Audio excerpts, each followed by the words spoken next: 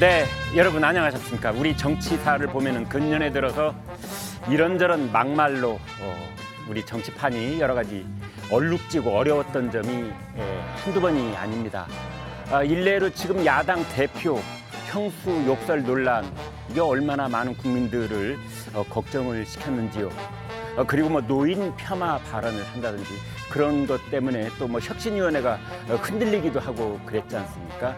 최근에 벌어진 막말, 그런데 이것은 과거의 막말과는 전혀 차원이 다른 그런 엄청난 것들이어서 오늘 좀 집중적으로 들여다보도록 하겠습니다. 오늘 신통방통 시작합니다. 열심히 하겠습니다.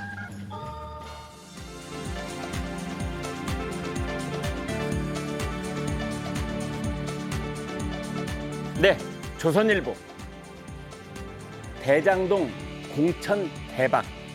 특히 이 대장동 연루자들을 변호했던 그 법조인들이 대거 공천권을 따내서 붙인 제목입니다. 변호사 5명 총선행, 이재명 수행비서도 본선 티켓, 올드보이 박지원, 정동영은 귀환했습니다. 다음 보겠습니다. 경향신문. 민주당 지뢰를 밟으면 목발 경품 등 막말한 정봉주의 감찰 착수. 지금 이제 경향신문이 단독으로 보도하고 있는데 어제 그제부터 이 정봉주 마지막에 공천 관문을 통과한 직후부터 정봉주가 과거에 했던 그 막말들이, 정봉주 전 의원입니다, 지금 온 나라를 들썩이게 하고 있고 저희들 또 여기에 대해서 깊게 좀 오늘 살펴볼 작정입니다. 다음 보겠습니다. 조선일보. 결혼 스드메 횡포 막는다. 내년부터 가격을 공개한다. 스드메는요, 스튜디오 촬영비, 드레스 비용, 그리고 메이크업, 이런 것을 일컫는 줄임말입니다. 스드메 식장 대관료에 1,500만 원, 웨딩 플래너 통해 패키지로 계약. 각각의 비용 얼마인지 알 수가 없다. 새 드레스는 100만 원 더 내라. 사소한 서비스에 추가 비용 눈덩이. 전문가 검색창서 식당 가격 보듯 예식장, 드레스숍 가격 공개해야 한다. 이런 의견이 나오고 있습니다.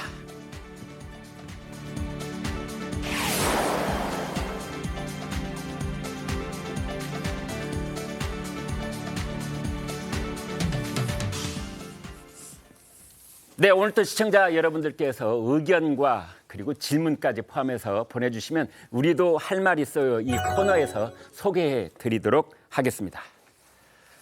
자, 민주당의 정봉주 전 의원 막말 논란이 일자 당사자들에게 직접 전화를 해서 사과를 했다, 이렇게 밝혔습니다. 그런데 정작 해당 피해자분들은 전화를 받은 적도, 사과를 받은 적도 없다, 이렇게 말씀들을 했는데요. 막말 논란이 이제는 거짓 해명으로까지 이어지고 있습니다. 먼저 논란이 된 정봉주 전 의원의 과거 발언을 들어보겠습니다. 저기 DMZ는 멋진 거 있잖아요. DMZ. 발목질에. 그러니까. 아니, 그리고 DMZ에 들어가갖고 이 경품을 내는 거야. 발목질에 밟는 사람들한테 목발 하나 시키는 거야. 그거는 아니. 자, 이렇게 논란이 커지자 정봉주 전 의원은 바로 SNS에 사과글을 올렸습니다. 함께 좀 살펴보도록 하겠습니다. 네, 과거 목발 경품 발언 직후 당사자께 직접 위선상으로 사과드리고 관련 영상들을 즉시 삭제했습니다. 그때나 지금이나 같은 마음으로 과거 제 발언에 대해 정중히 사과드립니다. 이제 이런 내용인데요. 자, 이정민 기자. 네. 그런데 TV조선이 취재를 해봤더니 바로 저 당사자께 직접 유선상으로 이 부분이 문제가 됐어요. 네, 맞습니다. 이른바 이 목발 경품 발언 논란을 일으켰던 정봉주 전 의원이 당사자들에게 사과했다고 했지만 TV조선이 취재해보니 막상 당사자들의 설명은 달랐습니다. 어제 저희 TV조선이 단독 보도한 내용이기도 한데요. 우선 김정원 상사는 TV조선과의 통화에서 정 전 의원이 말한 당사자가 누구인지 모르겠지만 아무런 연락도 사과도 받은 적이 없다고 말했습니다. 또 김 상사는 정 전 의원이 어떤 의도로 발언을 했는지 이해가 안 된다면서 나서서 DMZ에서 지뢰로 부상당한 장병 모두 칭했다면 그들에 대한 명예를 훼손한 것이라고 지적을 했습니다. 역시 지뢰로 오른쪽 다리를 잃은 하재현 예비역 중사 측 관계자도 하 중사가 연락이나 사과를 받은 적이 없다고 했습니다. 네, 그렇다면 말이죠. 정봉주 전 의원이 전혀 근거가 없는 얘기를 한 것이 아니라면 거기에서 말하는 당사자가 따로 있는 겁니까? 글쎄요. 지난 2005년 8월 4일 발생한 그 파주 목함지뢰 폭발 사고에서는 사실 하재현 중사와 김정원 상사 말고는 당사자라고 말할 만한 사람은 없습니다. 다만 국민일보는 민간인 지뢰 피해자도 2010년부터 이 파주 목함지뢰가 폭발이 발생했던 2015년까지 파악된 바로는 민간인 피해가 9명이 있는 것으로 알려졌다 이렇게 보도하기도 했습니다. 네. 자, 다른 일도 아니고 신성한 국방 임무를 수행하다가 회복할 수 없는 부상을 입은 장병들인데요. 그분들을 웃음거리로 삼고 조롱하고 심지어 이 목발 경품이라는 참 이 어느 나라에서도 들어본 적이 없는 그런 말을 한 셈입니다. 게다가 거짓 사과, 거짓 해명까지 한 걸로 이제 만천하에 드러난 셈인데 송국건 국장님, 네. 정봉주 전 의원 어떻게 해야 됩니까? 일단 민주당에서 뭐 처리를 하겠죠. 네. 지금 뭐 윤리감찰단에서 뭐 그 감찰을 시작했다는 보도가 있기는 한데 네. 또 거기서 부인하는 보도도 나오거든요. 네. 그리고 윤리 그 심판원에서 최종 결정을 할 겁니다. 그 절차를 거칠 텐데 네. 이재명 대표는 지금까지는 지나간 일이다 이렇게 이야기를 하고 있어요. 네. 그런데 그걸로 면죄부가 되는 건 아닙니다. 지나간 일이라도 네. 이재명 대표 본인 입장에서는 그 지나간 일을 다 잊고 싶겠죠. 네. 본인도 여러 가지 논란이 많았으니까 네. 뭐 어떤 막말 논란도 있었고 그렇지만 이 부분은 저는 뭐 이 어떤 그 장병들에 대한 이렇게 이런 뭐 조롱 같은 이런 말도 문제고 특히 이 지금 우리 현역 군인들에게도 이거 네. 상당히 상처가 되는 이야기예요. 네.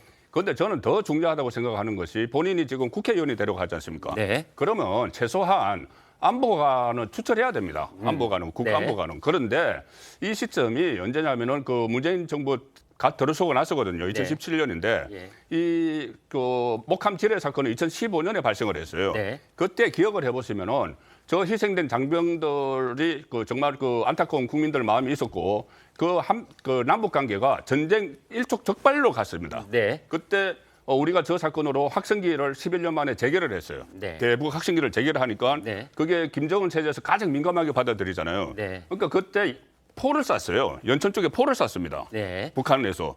그래서 뭐 전쟁 위기까지 갔던 그런 상황이고 나중에 극적으로 그 남북이 회담을 해서 이제 마무리를 지었는데 네. 그렇게 국가 안보와 전쟁 위기까지 갔던 그 사안을 놓고 네. 저렇게 히덕거리면서 이렇게 농담을 했다는 것이 과연 국회의원으로서의 자격이 있는지 그 부분은 근본적인 문제이기 때문에 그 부분부터 좀 따져볼 필요가 있다고 봅니다. 네. 근본적인 문제 제기가 필요한 대목이다라고 짚어주셨는데요. 최창렬 교수님, 이제 우리 사회가 그 오래 전부터 사실은 제복을 입은 분들에 대한 그 국민적 존경과 살핌이 있어야 된다는 얘기를 늘 해오지 않습니까? 국군 장병이라든지 경찰관이라든지 소방관이라든지 이런 분들인데요. 그 국군 장병들에 대해서 이런 이제 그 거의 뭐 조롱이라고밖에 볼 수 없는데, 자. 이 점에서 이제 우리가 정치적으로는 어떻게 이걸 지적할 수 있을까요? 저는 정치적으로 지금 뭐 네. 당에서 감찰 착수했다는 얘기가 있습니다만 공천 철회해야 된다고 생각합니다. 공천철회. 네. 2017년도에 발언한 거거든요. 네. 그렇게 오래되지도 않았어요. 네. 대개 이제 음주운전 같은 경우 이제 그 시간을 이렇게 정할 때가 있잖아요. 10년 그 전에 사건은 뭐 음주운전은 뭐 문제 삼지 않는다라는 이런 게 있는데 네. 날짜를 보니까 아까 2017년도란 말이죠. 그럼 7년밖에 안 지났거든요. 네. 10년도 안 됐다고요. 그리고 이 부분은 우리 국민들 기억에 아주 생생히 남아 있습니다. 목발지뢰 사건 말이죠. 네. 근데 이 사안을 저렇게 얘기한다는 게 일단 인간으로서의 존중이 없다라는 거 첫째. 국방 안보 이전에. 네.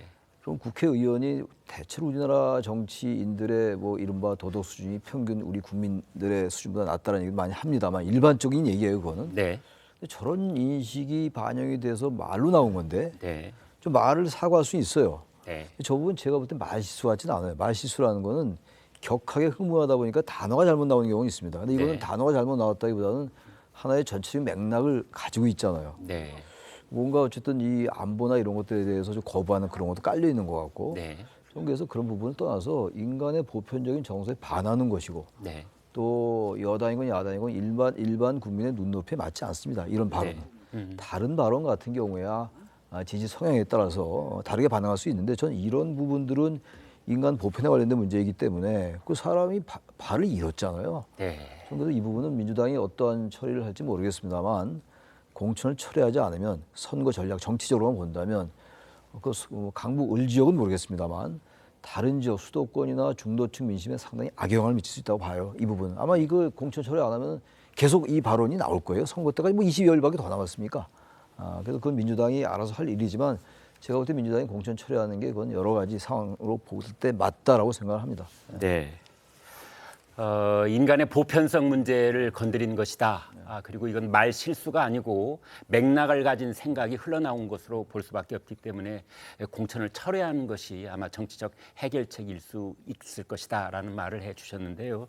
자, 양 기자, 그렇다면은 자, 뭐 명예를 훼손한 것이다. 여러 장병들의 그런 얘기를 이제 이 피해 당사자가 하셨어요. 그렇다면 이건 법적인 문제는 없습니까? 법적인 문제가 아주 없다고 보기는 어렵습니다. 네. 이게 이제 과거에 어떤 사건하고 비교를 할 수 있냐면은 강용석 전 의원이 그 여성 아나운서 전체를 비하했다고 논란이 된 그 사건이 있었죠. 있었죠. 그 사건 같은 경우에는 대법원에서 무죄가 났어요. 왜냐하면은 여성 아나운서라고 하면 집단이 너무 넓기 때문에 네. 누군지 특정이 안 되거든요. 네. 그래서 피해자 특정 문제 때문에 무죄가 났지만은 이번에 목함질의 사건 같은 경우에는 피해자가 단 2명 아닙니까? 네. 김정원 상사하고 하재원 중사. 네. 그리고 다른 아까 민간인 피해자 가능성을 말씀하셨는데 저 지금 정봉주 전 의원의 그 발언 맥락에서는 다른 민간인 피해자는 좀 상정할 수가 없는 상황이에요. 네. 그래서 피해자 특정은 당연히 되고 다만 이 부분은 이제 명예훼손으로 볼 것인가 이것은 법적으로 다투적 여지가 있지만은 어쨌든 이게 과거의 어떤 집단 명칭 명예훼손처럼 완전히 면책되기는 어렵다고 보고 네. 다만 이 문제는 앞서 이제 말씀하셨지만은 어떤 법적인 처벌의 문제보다는 지금 총선을 앞둔 정치적인 상황에서 이것을 어떻게 가져갈 것인가 그런 판단의 문제라는 생각이 듭니다. 네.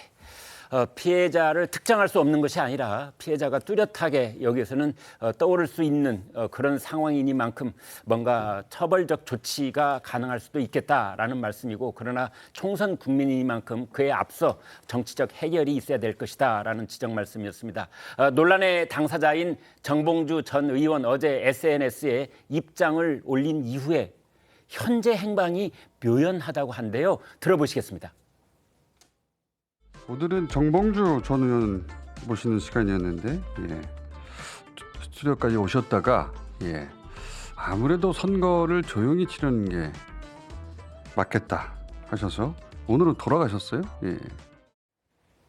네, 이정민 기자. 네. 이제 저기에는 이제 나가지 않은 것 같은데 TV조선 쪽에서는 계속 접촉 노력을 했던 것 같아요. 네, 맞습니다. 저희 TV조선 정치부 기자들이 이제 정봉주 전 의원에게 추가 해명을 요청하면서 계속적으로 연락을 취했는데요. 회의 중이라면서 전화 통화를 못한다는 입장을 전달받아서 대신 또 메시지로도 정 전 의원이 사과했다는 당사자가 하재원, 김정원 외 누구인지 그리고 어떻게 사과를 한 건지 이렇게 재차 물었습니다. 하지만 정봉주 의원이 끝내 답을 하지는 않았습니다. 그래서 저희 네. 답을 받지 못했습니다. 자, 장윤미 변호사님, 정봉주 전 의원이 이제 당사자이기도 하고 이제 이 발언의 그 막말의 그 장본인으로서의 당사자 이런 뜻입니다. 이제 그렇기도 하거니와 이번에 공천의 마지막 관문을 통과를 했으니 오늘 어떤 책임지는 해명이나 이런 것들이 좀 있어야 될 것 같아요. 당연합니다. 네. 대단히 부적절한 발언을 한 것이고요. 네. 군 장병은 대한민국 공무를 수행하는 직군 중에 목숨을 내놓고 이 직무를 수행하는 업을 수행하는 분들입니다. 희화하거나 조롱해서는 안 되는 대상인 건 너무나 분명하고요. 정치인은 더더군다나 그렇습니다. 이 부분과 관련해서 회피하고 조용한 행보를 하는 게 지금으로선 정답이 아닐 것 같습니다. 본인이 그런 발언이 왜 나왔는지 그리고 지금 입장은 정확히 어떠한지 본인이 사과했다는 당사자분들은 정작 그 사과를 받지 못했다고 말씀하고 계시는데 왜냐하면 본인이 SNS에 쓴 글을 보면 당사자라고 하는 부분이 이 군 장병처럼 읽히거든요. 다른 언론에서는 어떤 현역 의원에게 사과를 했다. 전화로 유감을 표했다라고 하는데 그걸 진정한 사과라고 보기는 어려울 것 같습니다. 그렇다면 본인이 앞으로 또 어떻게 이런 법안과 관련해서 방지할 것인지에 대해서 유권자분들께 국민들께 그리고 좁게는 당에 정확하게 설명하지 않는다면 이런 부분에 대해서 유권자분들이 용납하시겠습니까? 네. 시간을 자꾸 끌면 끌수록 이제 이 일은 더 악화될 수도 있겠다 이런 생각이 드는데요. 정봉주 전 의원의 발언이 공분을 사는 이유, 북한의 목함 지뢰 폭발 당시 상황을 보시면 더욱 와닿으실 겁니다. 지금 보시는 장면 2015년 8월 당시 영상입니다. 비무장지대 DMZ 철책에서 큰 폭발과 함께 연기가 자욱하게 피어오르고 있습니다. 당시 하재헌 하사 두 다리를 잃었고 또 하재헌 하사를 구하려던 김정은 하사도 한쪽 다리를 잃었습니다. 자, 이 대한민국의 아들들이 북한의 목함질에 목숨을 잃을 뻔한 이 상황을 두고 정 전 의원은 웃으면서 이렇게 얘기를 했습니다. 저기 DMZ는 멋진 거 있잖아요. DMZ. 발목질에. 그러니까 아니 그리고 DMZ에 들어가고 이 경품을 내는 거야. 발목질에 밟는 사람들한테 목발 하나씩 주는 거야. 그거는 아니. 그러니까 저희 국민들께서 아마 이런 막말에 대해서 이제 경악을 하시는 부분은 사실 이제 이런 부분일 거예요. 아니 하다 못해 어떻게 장애를 가지신 분들이 짚는 그 목발을 경품으로 내놓는다는 얘기를 할 수 있을까? 그 점인 것 같아요, 송 국장님. 그러니까 이것이 도저히 이해를 할 수 없는 상황인데 네. 그 이해를 굳이 하자면은 네. 저쪽이 그때 낙검수 출신이잖아요. 네. 낙검수 출신이라서 그때 김어준, 주진우, 네. 정봉주 또 이런 분들이 상당히 정치를 가지고 휘하하고 조롱을 하고 많이 했어요. 그런데 그 정치 영역 안에 머물러셔야 되는 겁니다. 네. 이거를 이 어떤 안보 문제까지 들고 나와서 안보 문제도 문제지만은 특히 저렇게 부상당한 장병들을 조롱을 하고 하는 것은 본인의 어떤 정치적 목적을 달성하기 위해서 이런 것으로도 좀 보기 어려워요. 네. 그냥 어떤 그 방송에 나와서 유튜브 방송에 나와서 그냥 본인들이 이 원초적으로 지금까지 해왔던 대로 그대로 이야기를 하는 거예요. 그러니까 저기서 본인들의 본성이 그대로 다 드러나는 건데 저때 그만 해도 저기 연평도를 비롯해서 전부 다 초비상이 걸렸거든요. 네. 비상이 걸려서 부모들이 그 군대에 자식을 보낸 부모들이 조마조마하고 그랬었는데 네. 그 부분을 2년 후에 다시 상기를 시켜서 이렇게 한다는 것은 과연 국회의원으로서의 자질이 되는가? 저는 계속 원초적인 문제를 짚고 싶습니다. 네. 자, 양훈전 기자님, 여기서 한 가지 궁금해지는 것은 정봉주 전 의원 군 복무 경험이 어떻게 됩니까? 군 복무를 안 했습니다. 안 했다고 할 수도 있고 못 했다고 할 수도 있는데 네. 왜 그러냐면 83년도에 그 집회미 시위에 관한 법률 위반으로 네. 실형을 선고받았습니다. 당시 실형을 선고받은 게 1년 6개월이었거든요. 네. 현행 법령상 이제 일정 기간 이상 수용 생활을 하게 되면은 자동으로 군 복무가 면제가 됩니다. 그 기준이 이제 제가 알기로는 1년 6개월로 알고 있고 네. 그래서 이제 군대를 안 갔다 왔는데 지금 이런 식으로 해서 군대를 안 갔다 온 사람들이 민주당에서는 여럿 있습니다. 네. 임종석 전 실장, 이인영 의원들 이렇게 이른바 586 의원들이 상당수에 해당이 되는데 네. 어쨌든 일부러 탈법적으로 면제를 받은 것은 아니지만은 네. 본인이 군대를 안 갔다 온 입장에서 저런 발언을 했기 때문에 아마도 또 국민들이 또 분노할 포인트가 아닐까 싶습니다. 네. 당시 조 교수님 뭐 하실 말씀 있으세요? 군대 얘기하니까 저는 네. 군대를 DMZ 근처에서 근무를 했어요. 그러셨어요? 네. 34개월 근무했는데 네. 이 발목질이라는 게 제가 77년 2월부터 79년 12월까지 근무했는데 예. 발목질에 제가 갑자기 좀 말씀하신 게 옛날 생각이 나서 말씀 제가 드리는 건데 네. 그때 저희들한테 발목질은 공포의 대상이었어요. 네. 왜 그러냐면요. 발목질은 발목만 날아가요. 네. 왜 그 발목질이 있는 거냐면 아예 사람이 죽으면 그 전력의 손실이 안 간다는 거예요. 네. 발목질은 발목만 나가기 때문에 네. 동료들이 그걸 부축하고 가야 되거든요. 전쟁할 네. 때. 그래서 발목질이 가장 공포스러워요. 네.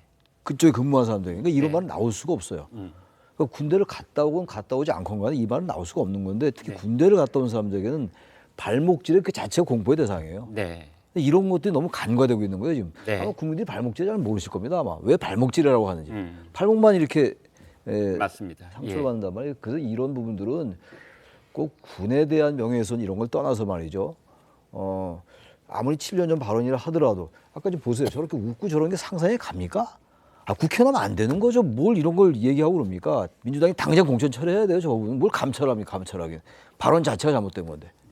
어쩌면 이러면 이제 오늘 민주당 쪽에서 어떤 조치가 나올 가능성도 없지 않아 있기는 한데요. 일단은 이제 정봉주 전 의원이 지금 행방이 어딘지 모른다 이렇게 돼 있는데 아마 당하고는 연락할 가능성이 있습니다만 어떤 조치가 나오지 않을까 예상을 해 봅니다. 당시에 그 두 다리를 잃은 하재헌 중사, 당시 계급은 하사였고 이제 예편을 중사로 했는데 군 생활을 접어야 했습니다. 보시죠. 저를 보고도 또 용기를 가지시는 분들도 계실 거고 이제 그런 걸 계속 생각하면서 저도 이제 최대한 안 쓰러지려고 노력 많이 하고 있습니다. 네, 안 쓰러지려고 노력하고 있다. 이 말씀을 우리는 들었습니다. 이정미 기자, 네. 그렇다면 하재원, 김정원 이 두 분 지금은 어떻게 지내고 있습니까? 네, 우선 목함지리로 두 다리를 잃었던 하재헌 예비역 중사는 19차례 전신 마취 수술을 받고 4개월이 넘는 재활 기간을 거쳐서 장애인 조종 선수가 됐습니다. 아, 네. 전역 직후인 2019년 전국 장애인 체육대회와 아시아 장애인 선수권 대회에서 1위에 오르면서 많은 사람들에게 또 귀감이 되기도 했는데요. 이후에는 2024년 파리 패럴림픽을 준비하고 있다는 소식도 언론을 통해서 전해지기도 했었습니다. 또 지난해에는 한미동맹재단 등이 주관하는 제1회 아너스상을 수상해서 상금 5,000달러를 중앙보훈병원에 기부하기도 했습니다. 그리고 특전사 출신인 김정원 상사는요, 현재 육군 복무 중인데요. 목함주리의 오른쪽 다리를 잃고 현재 국방부 사이버 작전사에서 근무하고 있습니다. 지난해 12월에 신원식 국방장관이 사이버 작전사령부를 찾아서 이 보안과 사이버 안보 태세를 당부할 당시에도 김정원 상사를 격려하면서 국가를 위해서 희생하고 헌신한 분들을 끝까지 책임지겠다 이렇게 약속할 당시에 또 회자되기도 했었습니다. 네. 정봉주 후보 막말 논란이 커지자 이재명 당대표가 직접 자신의 생각을 밝혔습니다. 듣고 와서 토론 이어가겠습니다. 우리 민주당 후보 한 분이 과거 아주 오래전에 특정한 발언을 한 것에 대해서 본인이 당시에 이미 발언 직후에 사과했고 또 그 영상도 즉각적으로 내려놨기 때문에 잘못했지만 사과드렸고 아주 많은 세월이 지났다는 점 양해를 부탁드립니다. 이런 말 실수, 또 과장된 잘못된 표현, 책임을 져야 마땅합니다. 책임을 지는 과정이라고 생각합니다. 그러나 친일 왜곡의 문제는 차원이 다릅니다. 일본의 지배가 조선보다는 훨씬 나았다. 지배받는 거 훨씬 나았다. 이런 발언들은 실수가 아니라 깊은 사고 속에서 나온 의식입니다. 대개 리스크 관리 전문가들의 얘기는 사과를 할 때는 그냥 사과 그 자체를 하는 것이 가장 효과적이다 그러는데 이재명 대표는 이제 저런 비슷한 일로 사과를 할 때도 꼭 이제 상대당인 국민의힘의 흠을 또 잡아내서 그걸 곁들이더라고요. 이제 그런 장면을 또 볼 수 있었는데 아무튼 그 앞에 부분을 요약을 해 본다면 이제 많은 세월이 흘렀다. 그리고 말 실수다. 그리고 책임지는 과정에 있다 이랬어요. 송 국장님. 많은 세월이 안 흘렀죠. 지금 7년 전의 이야기입니다. 네. 7년 전의 이야기고 그리고 말 실수가 아니죠. 평소에 그 인식이 그대로 드러난 겁니다. 왜냐하면은 그냥 그 이것만 가지고 단순하게 제가 말씀드리는 게 아니고 그 전에 정봉주 전 의원의 해온 행태를 보면 그래요. 네. 행태를 보면 그 전에도 BBK 이명박 전 대통령 BBK 관련해서 허위사실 공표 이거 거짓말이잖아요. 네. 허위사실 공표죄로 처벌을 받은 적이 있어요. 그리고 저번에 여기자 성희롱 그 추문이 일어났을 때 네. 물론 나중에 대법원에서 뭐 부분적으로 무죄를 받았지만 네. 그때 처음에 거짓말을 했습니다. 만난 적 없다, 가본 네. 적도 없다 했는데 나중에 법인 카드가 거기서 사용한 게 나왔죠. 거짓말을 했어요. 네. 이번에도 또 이재명 대표가 저 말하고 나서 거짓말이라는 게 드러났지 않습니까? 네. 그럼 이 거짓말이 습관화돼 있는 거예요. 네. 습관화돼 있고 또 이렇게 막말을 하고 하는 것이 습관화돼 있는데 국회의원이 되고 나서 네. 이걸 안 하리라는 보장이 없어요. 네. 계속 쭉 이어져 왔기 때문에. 네. 그래서 그런 측면에서는 근본적인 그 어떤 그 국회에 진출하지 못하도록 하는 그런 방안을 지금 생각을 할 때지.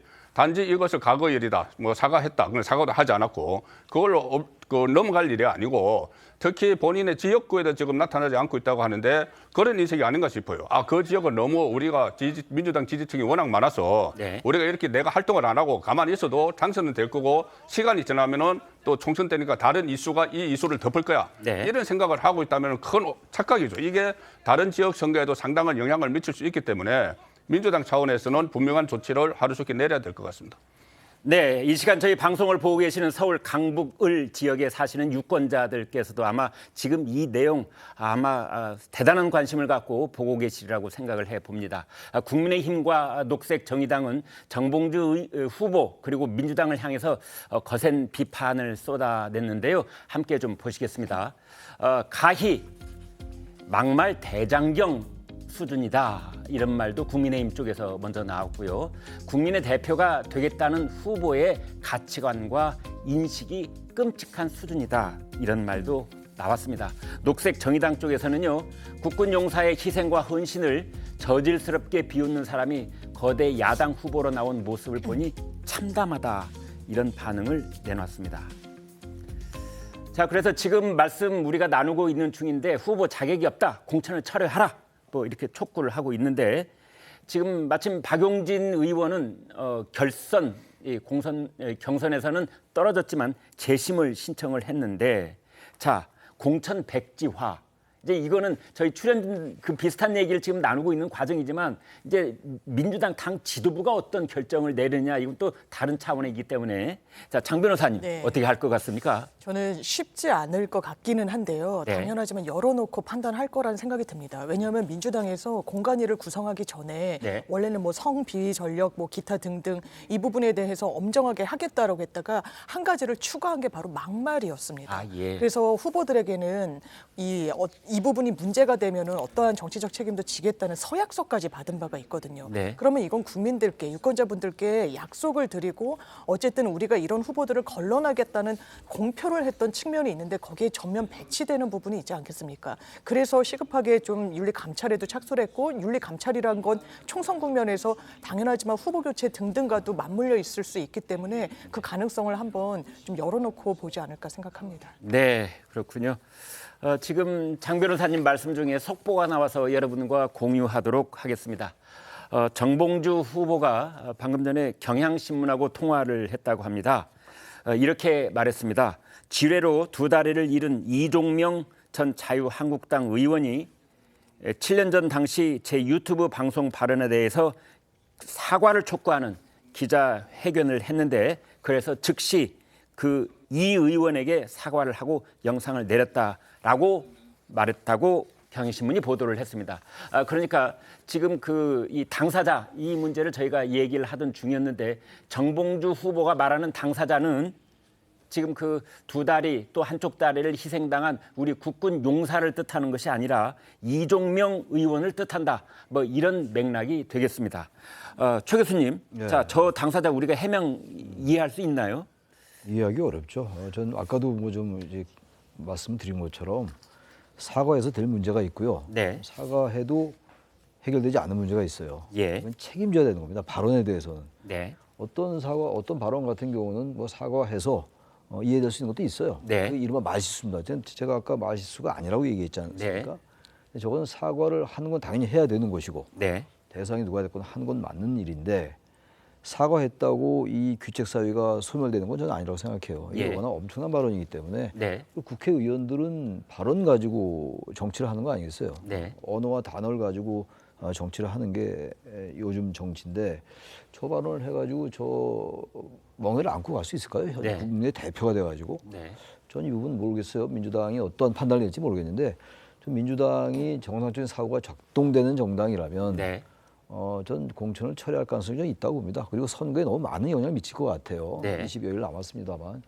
뭐 이재명 대표의 아까 말은 그랬습니다만 이 대표의 말씀은 너무 한쪽에 치우쳐 있는 것처럼 느껴집니다. 그리고 네. 박용진 의원이 대체적으로 합리적인 사고를 하는 분이라고 알려져 있는데 어쨌든 결선까지 가서도 30% 감산이 돼서 탈락했던 거 아닙니까? 네. 그래서 또 재심 신청도 했고 박용진 네. 의원이 민주당이 과감하게 네. 다시 이 상황을 되돌아보고 공천을 취소하는 게 저는 그게 합리에도 부합하고 전략상에도 부합한다고 저는 생각합니다. 네. 자, 최 교수님께서는 이제 정상적인 사고가 작동하는 당이라면은 당연히 공천 취소라는 결론밖에 없을 것이다라는 건데 그러나 당 지도부 입장에서 봤을 때는 공천 취소 이게 절대 간단한 문제가 아니잖아요. 지금 특히 이재명 대표 입장에서는 공천을 백지화하기는 상당히 어렵죠. 네. 왜 그러냐면은 이 친명 후보들을 공천하기 위해서 무리를 한 지역이 저기뿐이 아니거든요. 네. 여러 가지 논란이 또 후속 논란이 따르는 곳이 더 많아요. 네. 뭐 김동완 후보를 비롯해서 뭐 네. 여러 개 있습니다. 그러면은 또 뭐 김동완 후보 경우는 좀 다른 경우 개인의 어떤 뭐 그런 의혹이 들춰진 건 아니라고 하더라도 네. 그런 비슷한 사례가 몇 군데 있고 특히 이 친명 후보를 꽂아넣기 위해서 네. 비명 후보를 빼냈지 않습니까? 네. 그럼 여기서 이것을 철회를 하면은 그러면 결승까지 오른 박용진 후보에게 그 자리를 줄 것인가? 네. 그렇게 되면은 이재명 공천이 모든 것이 근간부터 흔들려 버려요. 네. 그래서 지금 본인들이 고민을 하겠지만 아마 정봉주 전 의원의 공천을 박탈해도 박용진 의원에게 그대로 주지는 않을 것이고 네. 저는 그 가능성보다는 지금 그대로 그냥 그 가능성이 저는 더 높다고 봅니다. 왜 네. 그러냐면은 예. 다른 지역이 다 흔들려 버리기 때문에. 네. 그런데 그 상황에서도 지금 또 새로운 변수가 하나 발생을 한 것이 조금 전에 정봉주 전 의원이 경향신문과 통화를 해서 이야기했다는 것이 예. 이건 또 좀 앞뒤가 안 맞는 일이에요. 네. 뭐라고 했냐면은 지뢰로 두 다리를 잃은 이종명 전 자유한국당 의원이 7년 전 당시 제 유튜브 방송 발언에 대해서 사과를 촉구하는 기자회견을 해서 네. 내가 이종명에게 전화를 해서 사과를 했다는 거예요. 네. 그런데 이 목함 지뢰 이야기한 것은 이종명 전 의원도 과거에 목함 지뢰로 그 다리를 잃었지만은 네. 이종명 전 의원을 두고 한 것이 아니고 DMZ 이야기하면서 2년 전에 있었던 그 두 명의 중사 지금 네. 상사를 놓고 이야기한 게 분명하거든요. 네. 그렇다면은 이종명이 전화를 해서 항의를 하면은 이종명에게도 사과를 해야 되지만은 그 네. 두 사람에게 전화를 해서 사과를 했어야죠. 네. 본인이 처음에 이야기한 건 그 두 사람을 놓고 이야기했기 때문에. 네. 그런데 이종명이 전화를 와서 사과했다. 이것을 가지고 마치 당사자에게 사과했다. 이것은 또 하나의 왜곡인 거죠. 네. 이렇게 자꾸 거짓말을 하고 거짓말을 낳기 때문에 이재명 대표 입장에서도 이 처리를 안 할 수가 없는 상황인데 아마 큰 딜레마일 겁니다. 네. 시청자 여러분들도 잘 알고 계시는 것처럼 이제 과거의 사례에서 보면 자신이 했던 말을 해명하고 덮는 과정에서 더 큰 문제가 발생을 하기도 하고 더 큰 거짓말이 필요한 경우가 생기기도 하고 이제 이래서 요만한 문제가 이만한 문제로 벌어지기도 한 적이 참 많았습니다. 이번 경우가 지금 이제 어떻게 될지 저희가 살펴봐야 되겠는데요. 지금 이제 좀 엇갈리는 보도 내용이 있습니다. 민주당이 윤리감찰을 이미 시작을 했다라는 보도가 있는데 정작 윤리감찰단장은 그거 아니다라고 얘기를 하고 있고 엇갈리는 내용들이 있는데 자, 이 기자 추가 내용이 좀 있습니까? 네, 추가 내용이 또 있습니다. 방금 전에 또 들어온 소식 중에 하나가요. 그 안규백 더불어민주당 전략공관위원장이 이제 BBS 라디오 방송에 출연해서 네. 정봉주 후보의 막말과 관련해서 우리 당에서 윤리감찰단이 착수를 시작했으니까 지켜봐 주십시오. 이렇게 말을 라디오 방송에서 오늘 아침 했더라고요. 네. 정치인의 말은 천금보다 무거운 건데 이런 가벼운 발언은 일부 여지가 없는 부적절한 발언이라서 본인도 물론 사과를 했지만 앞으로 저희 당과 국민들이 이 부분을 예의주시하고 있기 때문에 이 부분을 즉각적으로 대표 지시로 지금 윤리감찰단 조사를 착수했다 이렇게 바로 발언을 했습니다. 그래서 금명간의 어떤 결론이 나오지 않을까 생각합니다. 이렇게 얘기를 했습니다. 그래서 이제 사회자가 그러면 지금 박용진 의원이 2위이기 때문에 공천을 받는지 아니면 제3의 인물이 전략 공천을 받는지 만약에 공천이 전 의원이 취소가 되면 어떻게 네. 되는 거냐 어느 쪽이 합리적인 대안이라고 보십니까 이렇게 했더니 안규백 위원장이 원칙은 제3의 인물이 원칙이죠. 이렇게까지 대답을 했더라고요. 네. 그리고 저희 또 TV조선에서 그 감찰단장에게도 직접 연락을 취하긴 했었는데요. 감찰단장은 본인은 모르는 일이다. 그 사실이 아니라는 취지로 사실 그 바로 방송 직전까지는 얘기를 했었고 저희가 이재명 선조치 후보고 얘기도 자신은 모르는 일이다. 이렇게 얘기를 했었습니다. 네. 어떻게 보면 이 문제가 지금 전 국민적으로 크게 확산이 되고 있고 국민들이 공분을 표시하고 있는 상황이기 때문에 선거를 코앞에 둔 더불어민주당 내부 사정이 지금 매우 당혹스럽고 경황이 없고 혼란스러운 상황이 아닌가 이렇게 추측이 가능한 대목이기도 합니다. 그런데 안규백 전략공관위원장이 당 지도부 인사로서 직접 저렇게 얘기를 했다면 이제 윤리감찰이 시작됐다는 쪽에 조금 더 무게가 실리는 것이 아닌가 이런 생각도 듭니다만은 아무튼 거기에는 이제 세 가지 해결책이 있다라는 말씀이 가능합니다. 첫 번째는 이 정봉주 전 의원을 그냥 후보로 쭉 밀고 나가는 것이 첫 번째 옵션일 수가 있겠고요. 두 번째는 박용진 의원에게 그 자리를 그냥 자연스럽게 승계해주는 방법이 있겠고요. 재심을 받아들이는 형식으로 해서 세 번째로는 정봉주도 아니고 박용진도 아니고 공천 절차를 처음부터 다시 밟아가는, 그래서 전략공천을 누군가를 탁 집어서 그 자리에 내보내는 뭐 이런 세 가지 방식이 있겠는데, 아무래도 지금 안규백 공관위원장의 그 뜻은 세 번째, 전혀 새로운 제3의 인물을 그쪽에 내보내는 그런 전략을 논의하고 있는 것이 아닌가, 이런 생각도 듭니다. 자, 그런데 감찰이 시작됐다고 가정을 해봤을 때, 자, 송 국장님, 감찰이 말이죠. 특히 정당이 감찰을 할 때 보면은 징계 쪽에 무기가 실리기도 하지만 때로는 면죄부를 주려고 하는 요식 절차일 때가 있어요. 그렇죠. 이번은 어떻게 될까요? 이번에 이제 전 국민이 지켜보고 있기 때문에 네. 그냥 면죄부를 주기는 어려울 것 같아요. 네. 어려울 것 같은데 아마 이게 보통 4단계가 있지 않습니까? 근데 네. 감찰을 하고 나서 저 결정을 하는 건 또 윤리심판원이 해요.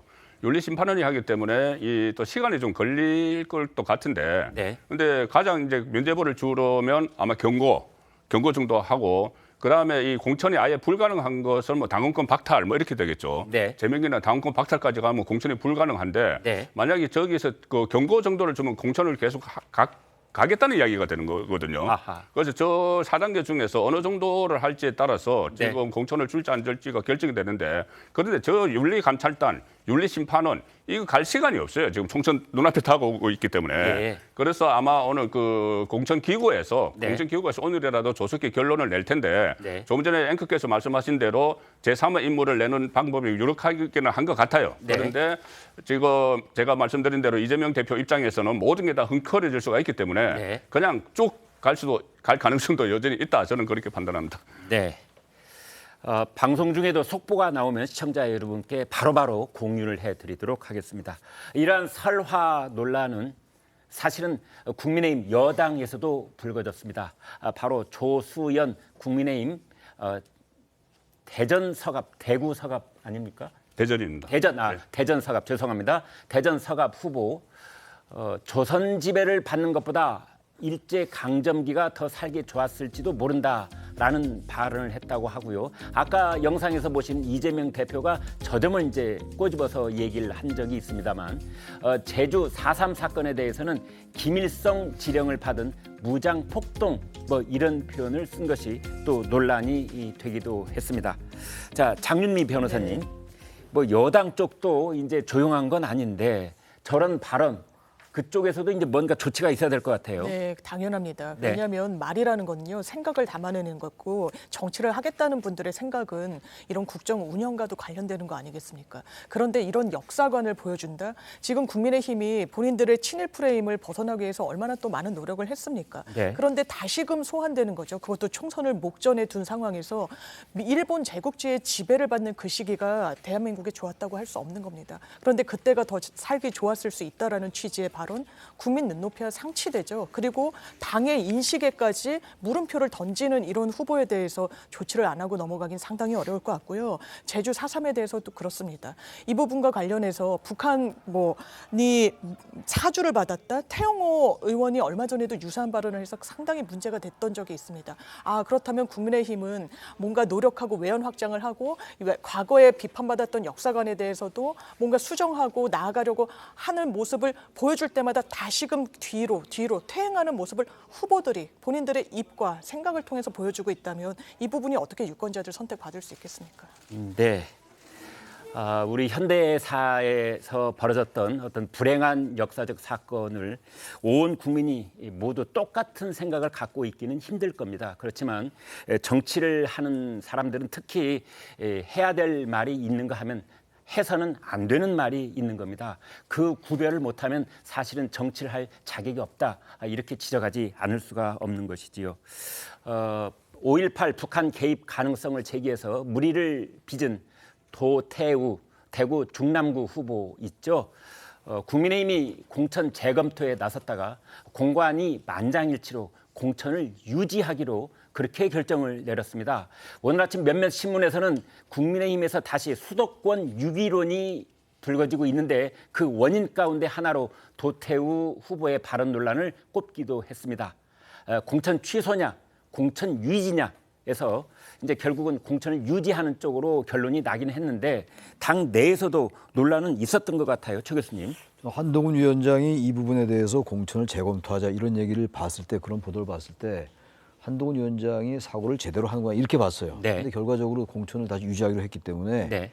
이것도 아까 말씀과 같은 맥락이에요. 이거 물론 아까 말씀처럼 모든 국민이 특히 역사에 대해서 인식을 똑같이 가질 수는 없어요. 네. 관점이 다 다를 수 있고 처한 입장이라든지 다 다를 수 있습니다만 우리가 보편적인 역사의식이라는 게 있습니다. 보편성. 네. 모든 사안에는 보편성과 이제 구체성이 있는 건데 보편성과 특수성이 있습니다만 5.18 민주화 운동에 북한군이 개입했을 가능성이 있다 이런 얘기를 본인 얘기는 이거잖아요.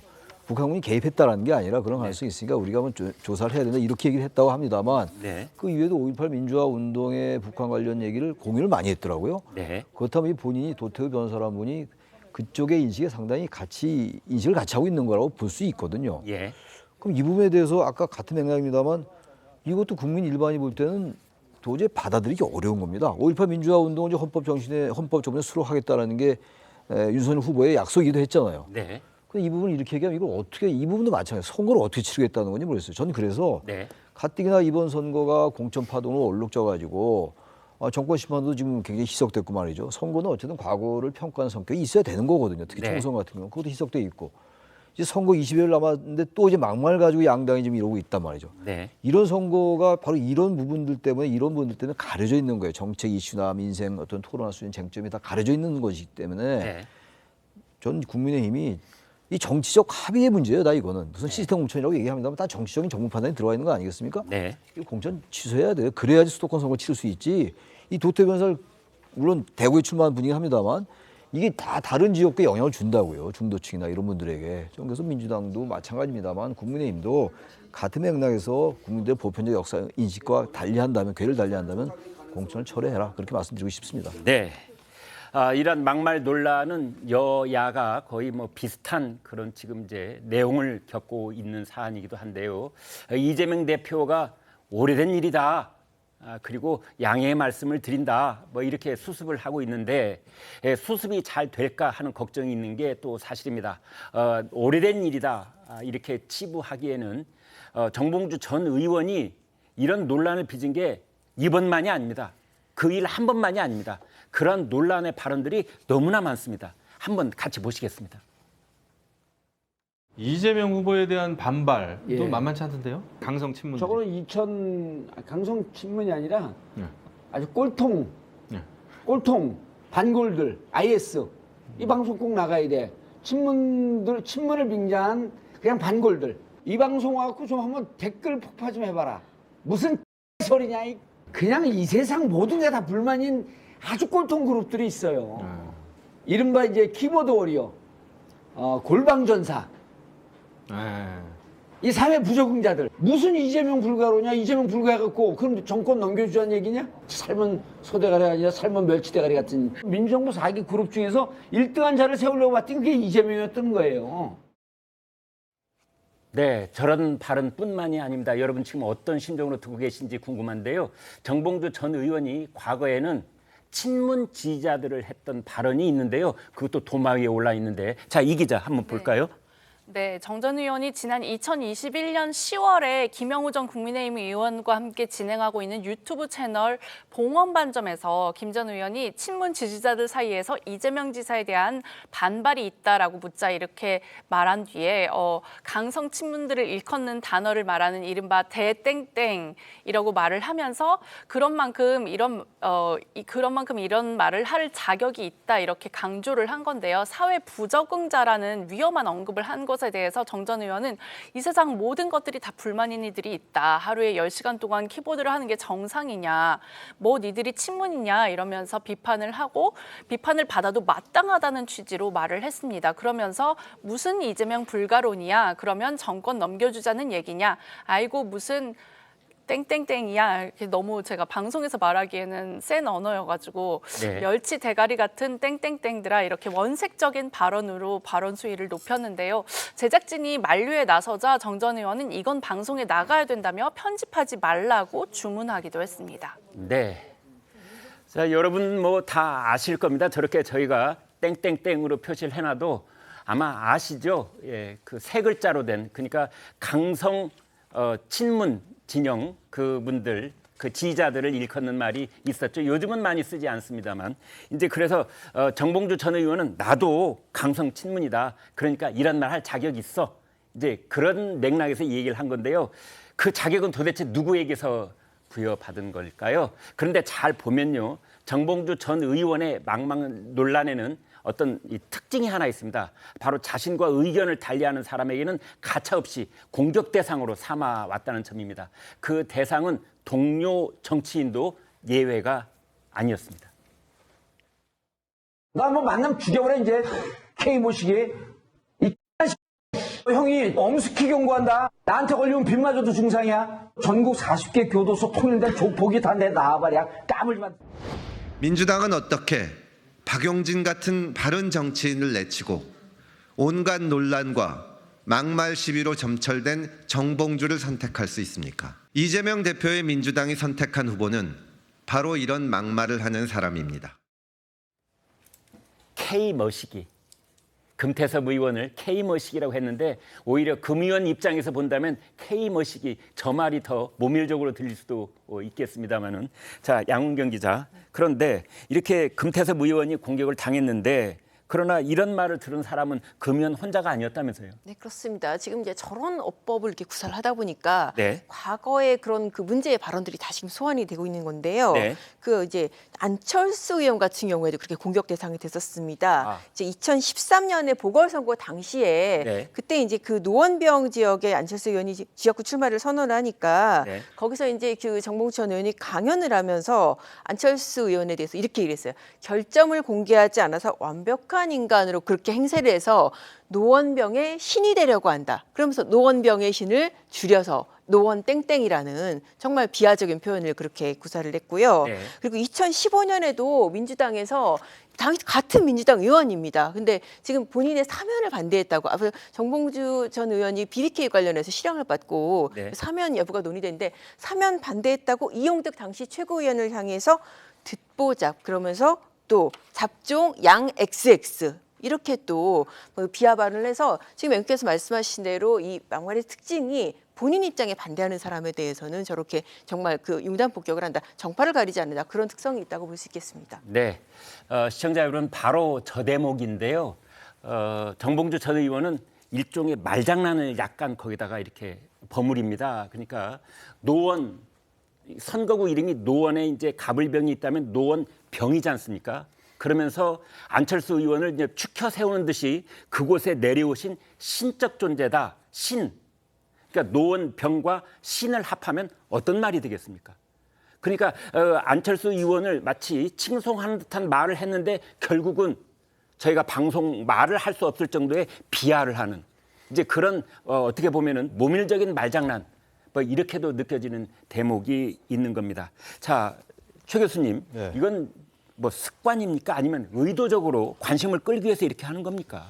그래서 아무리 의도적으로 관심을 끌려고 하더라도 저런 방법을 하지는 않지 않겠습니까? 일반 정상적인 사람들이라면 뭐 그렇다고 제가 정봉주 전 의원이 뭐 비정상적이라는 사람이라는 건 아니지만 네. 근데 약간 언어 습관이긴 한 것 같아요. 네. 저런 발언이 너무 많잖아요. 예. 저는 아무리 저런 걸 연구해도 저런 발언이 안 나오던데 아무리 연구를 해봐도 말이죠. 저런 발언이 이렇게 자연스럽게 나온다는 게 예. 어떤 면에서 볼 때는 신기하기도 해요. 저런 게 네. 가능한가? 한두 번은 뭐 우연히 나올 수는 있겠습니다만 지금 말씀드린 건 노원병하고 이제 그 안철수 의원이 그 가시다 신이다 이래서 이제 조합을 했다라는 건데 네. 들어보니까 전 이 자리에서 알았습니다만 기가 막히네요. 저런 발언의 조가 가능한 그 조의 수준은 대단한 것 같긴 한데 저런 게 제가 자꾸 말씀드리는 게 일반 국민 일반 뭐 국민이란 정치적 개념을 떠나서 말이죠. 일반 시민들, 일반인들에게 맞지 않아요. 저런 것들이. 네. 너무 좀 글쎄요 뭐라고 얘기해야 됩니까? 충격적이라고 할까? 네. 놀랄 만한 정도의 언어 구사 습관인 것 같은데 저런 게 보편적이지 않은 거예요. 그리고 국회의원은 제가 항상 말씀드립니다만 모든 게 국민들의 평균이어야 됩니다. 네. 돈도 전 그래서 다른 얘기인데 돈도 너무 많으면 좀 안 될 것 같고 네. 일반 국민의 소득과 비슷해야 될 것 같고 네. 도덕 수준도 그렇고 너무 탁월해도 안 되고 그런 거라고 좀 봐요. 일반 네. 특히 국민을 대표하는 대의민주주의에서 가장 중요한 기구가 국회라는 기구이기 때문에 근데 네. 저 부분은 너무 일반 국민들의 언어 습관과 네. 너무 부합하지 않는 거 아닌가라고 일반적인 제가 지적을 해둡니다. 네.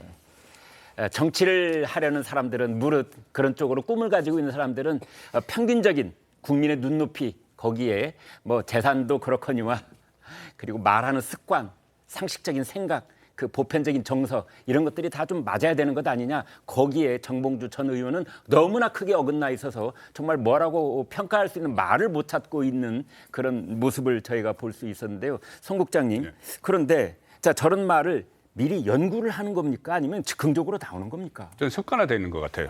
아, 예. 그런데 습관화인데 무슨 습관화냐 하면은 정말 잘못된 정치 습관화돼 있다. 정치를 지금 그 정봉주 전 의원을 어떤 딱 연상이 되는 것이 네. 어떤 정책을 한다든가 아니면은 무슨 큰 마스터 플랜을 이야기한다든가 이런 건 거의 없거든요. 국회의원을 한번 했는데도 네. 지금 남는 것은 낙곰수 이야기밖에 없어요. 네. 낙곰수 하는 사람들이 정치를 조롱을 하고 자기 편 내에서도 마음에 안 들면 조롱을 하고 네. 그래서 금태섭 전 의원 같은 경우는 아예 지금 민주당을 나간 상태가 됐잖아요. 네. 그렇게 조롱을 하고 또 일부에서는 가짜 뉴스를 퍼뜨리고 이런 걸로 계속 정치를 해왔습니다. 네. 김어준 씨나 주진우 씨는 정치권에 안 들어왔지만은 제도 정치권에 네. 그런데 정봉주 전 의원은 정치권에 들어왔어도 똑같은 행태를 하는 거예요. 네. 그래서 본인이 지금까지 해왔던 대로 정치적 습관을 국회의원이 됐을 때도 사용을 했고 그리고 저번에 그 목함질에 그거는 7년 전 오래된 일이라 했는데 조금 전에 자료 화면 같은 것은 그걸 오래된 일들이 아니잖아요. 네. 지금 현재 정치권에서 활동하는 사람들과도 이런 그 어떻게 보면 조롱을 하고 막말을 하고 이런 상황이 돼 있으니까 정치적 습관으로 저렇게 된 겁니다. 그렇게 되는데 또 하나 문제는 뭐냐면은 정봉주 전 의원이 지금 민주당에서 아마 그 연수원장일 거예요. 네. 당원 연수원장. 네. 그렇다면은 그 민주당 당원들에게 어떤 그 교육을 시키는 네. 시키는 교육연수원장. 그렇죠. 교육연수원장이죠. 교육을 네. 시키는 총책임자인데 그럼 저런 그 위치에 있으면서 과연 어떤 교육을 지금까지 시켜왔을까? 그런 문제를 하면은 민주당의 정체성하고 연결이 돼버릴 수가 있어요. 네. 그 정봉주 전 의원의 정치적 잘못된 습관이. 네. 그래서 저 부분은 이번 기회에 이재명 대표가 정리를 해줘야 될 것 같은데 조금 전에 이제 속보 나오는 거 보니까 제3자 쪽으로 가는 것 같아. 그런 속보는 나오고 있네요. 네. 자, 특히 총선이 이제 20 며칠 남은 상황인데요. 더욱 논란이 되고 있는 것은 정봉주 전 의원이 과거에 말이죠. 시청자 여러분 놀라지 마십시오. 유권자를 겨냥해서도 그러니까 국민 일반을 겨냥해서도 막말을 했다는 대목이 있습니다. 특히 당시 출연하는 방송에서는 진행자가 재차 두사 차례 제지를 했는데도 불구하고 무엇이 문제냐? 오히려 반박을 하면서 그렇게 말을 계속 고집을 했다는데 그 내용을 자 이정민 기자 좀 정리해 주십시오. 네, 바로 유권자들을 벌레라고 칭한 건데요. 정봉주 전 의원이 지난 1월 4일 JTBC의 한 유튜브 방송에 출연을 했는데 방송 중에서 이제 태블릿 PC로 올라오는 실시간 댓글창을 확인하면서 댓글을 봐야 된다. 이게 벌레가 많이 들어왔나, 진보가 맞나, 보수가 맞나 이렇게 말을 한 겁니다. 그러자 진행자가 놀라서 벌레가 뭡니까? 언어 좀 곱게 써주시라 이렇게 요구를 했거든요. 당사자 그 당시까지 또 국민의힘의 소속이었던 김용남 개혁신당 정책위의장 역시 방송에 좀 집중해달라 제발 이렇게 얘기를 했습니다. 하지만 정 전 의원은 왜 이게 막말이냐라고 반문을 하면서 막말이 아니다 벌레가 이렇게 주장을 한 건데요. 또 진행자가 사람들이 말을 험하게 쓰면 벌레냐 약간의 막말에 가깝다라고 지적을 했지만 정 전 의원은 바퀴벌레가 딱 나오면 벌레가 나왔다고 하지라고 비슷한 취지로 계속 말을 하자 진행자가 이렇게 넘어가면서 좀 마무리를 지었던 그런 모습이 있었거든요. 이렇게 진행자가 여러 차례 지적을 하는데도 정 전 의원은 이를 수용하지 않는 모습이었습니다. 네. 저 같은 입장에서 본다면 제가 무슨 상상을 하든 그 상상 이상인 것 같은 발언에 저 자신 놀라지 않을 수가 없는데요. 정치적 반대당 또는 정치적 라이벌을 향해서 한 얘기가 아니라 불특정 다수인 국민 일반 유권자를 향해서 벌레? 자, 장 변호사님 이거 어떻게 받아들여야 됩니까? 저는 개인적으로 이번 국회에는 정치 복원을 할 수 있는 정치인들이 들어갔으면 좋겠다라는 생각이 들어요. 네. 정치 복원은 기본적으로 말과 대화, 타협으로 하는 것 같습니다. 네. 근데 정봉주 의원은 그런 가치를 구현할 만한 정치인이 아니라는 생각이 들고요. 다만 제가 이 문제가 된 발언을 했던 해당 방송, 네. 이게 방송이라기보다는 한 매체, 그러니까 JTBC에서 운영하는 이 유튜브 채널입니다. 네. 근데 그 채널을 보면요, 실제로 이제 실시간으로 댓글들이 상당히 많이 올라오고 그걸 소개해 주는 맞추는데 대단히 거친 부분들도 있기는 해요. 이게 네. 생방송으로 되고 하다 보니까. 그러니까 본인을 향한 또 공격에 대해서는 이걸 문제 있는 발언을 하고 있는 사람들에 대해 제지 차원을 넘어서서 벌레라는 말은 당연히 사용해서는 안 되지만 이제 그런 맥락에서 본인이 원래 또 평소에 말 습관이 그러다 보니까 이제 과잉된 이런 표현이 나온 것 같습니다. 네. 바퀴벌레를 벌레라고 하지 뭐라고 하느냐 이런 대목에서 정말 할 말을 잃을 수밖에 없습니다. 사태가 점차 확산이 되자 민주당 지도부도 화들짝 놀라는 분위기입니다. 이재명 대표는 물론이고 이해찬 공동 선대위원장까지 나서서 설화, 이거 주의해야 된다 이렇게 말했습니다. 국민을 기만하는 권력은 언제나 국민으로부터 매서운 해처리로 심판받아왔습니다. 민주당도 예외가 아닙니다. 저를 비롯한 우리 민주당의 모든 후보들과 당의 구성원들도 앞으로 더 한층 말과 행동에 신중을 기해야 할 것입니다. 선거 때는 말 한마디가 큰 화를 불러오는 경우가 참 많습니다. 여러 가지 선거 경험으로 보면 말 한마디 가지고 선거 판세가 바뀌는 경우를 제가 여러 번 봤습니다.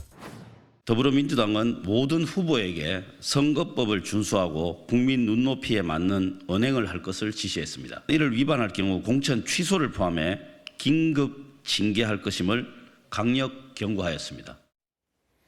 네, 최 교수님, 지금 더불어민주당 내부 사정이 거의 정말 이제 발등에 불이 떨어졌다, 차마 밑에 석가락에 불이 붙었다 이런 상황일 것 같은데요. 당 대표, 그다음에 선대위원장, 수석 대변인 모두 나서서 여기 지금 얘기를 하고 있는데 이 시간 현재 민주당 지도부 어떻게 움직이고 있는 것 같습니까?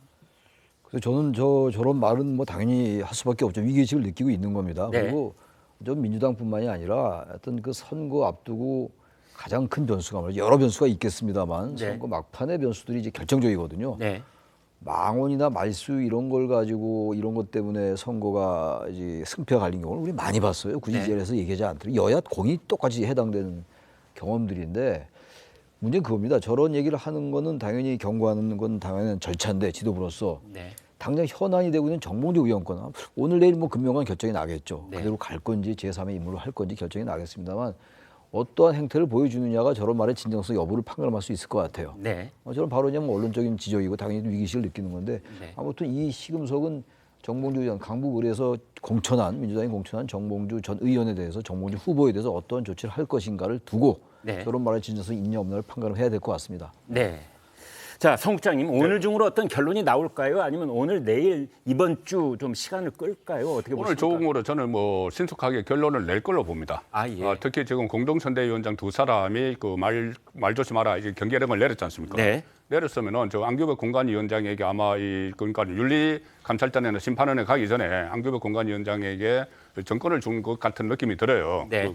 그 공관위 차원에서 이것을 그 공관위가 취소를 할 수가 있고 나중에 최고위원회에서 의결을 하는 네. 그 절차가 있는데 신속히 처리를 할 것 같은데 네. 그러니까는 뭐 그대로 가는 것보다는 지금 전체적인 분위기 보면은 저는 이제 전체 틀을 흔들리지 않기 위해서 그대로 갈 가능성이 높다고 했는데 네. 지금 속보 나오는 걸 보면은 두 사람 다 배제하고 네. 박용진 의원도 배제하고 제3의 인물로 또 공천을 다시 시작을 할 것 같은데 네. 자, 이런 과정은 결국은 그 국민이 판단합니다. 뭐냐면은 조금 전에 국민의힘 의원들의 말도 그렇고 네. 또 그 정봉주 전 의원의 이런 논란들도 그렇고 뭐 서로 성격은 좀 다르지만은 네. 이 국회의원 후보들이 국회의원 되는 건 두 가지 검증을 거치죠. 네. 하나는 당 내의 공천이라는 과정의 검증을 거치지 않습니까? 네. 이게 지금 양쪽이 부실했다. 그런데 그 부실한 데 대해서 어떤 쪽에서는 이것을 인정을 하고 또 인정을 안 하는 쪽이 있고 네. 그리고 이것을 뭐 봉합을 하는 쪽이 있고 그러면 그 상태에서 다시 국회에 그 후보를 내보내면은 그다음에 국민의 선택을 합니다. 네. 국민의 선택을 하기 때문에 지금 여가장치 이 상황에서 1차 여가장치에서 제대로 걸러지 못하면 민주당이든 국민의힘이든 네. 나중에 국민의 심판을 받는 거는 뭐 분명한 거죠. 그래서